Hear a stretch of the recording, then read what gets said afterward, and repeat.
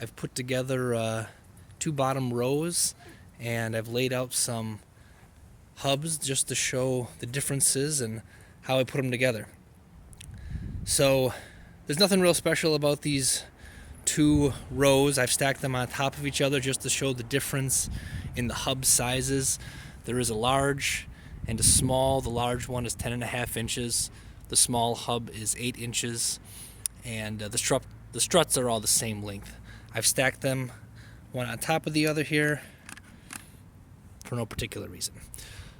So here are the hubs. I've marked the cut spokes just to make it easier. It can be difficult when you're building a dome if you don't have your bottom row oriented right. You end up having to cut zip ties and flipping the hub right side up. That can be kind of frustrating. So it is nice to have them color coded. Here you can see the hub for the bottom row. These 4 cuts correspond to these 4 spokes, and I leave the bottom uncut.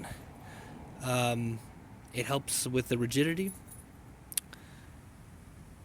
These are the spokes that are used for the hexagons, and again, you can see when I get it, I end up just cutting the 6 spokes and leaving the other 6 intact. This is the hub for your pentagon. This is how the hub comes when I buy it.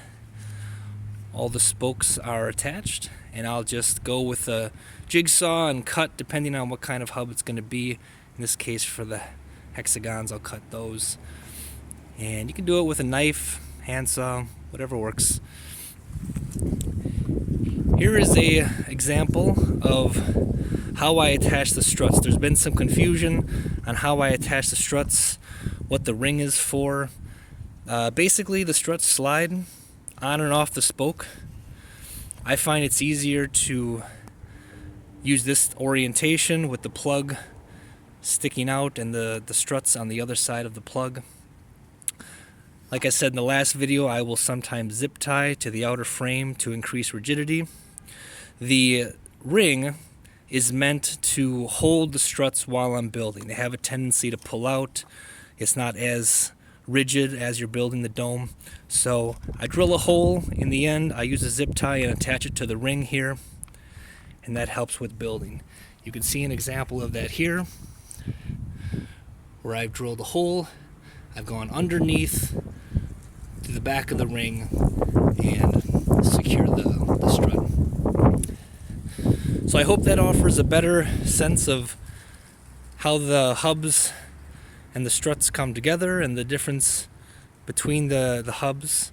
I should mention there are, in a 2V dome, there are 10 of the 4-spoke hub, 10 of the 6-spoke hub, and then 6 of the 5-spoke hub. That can change depending on your frequency of the dome. So if you have any questions, please post in the discussion below the video, and I look forward to hearing your comments.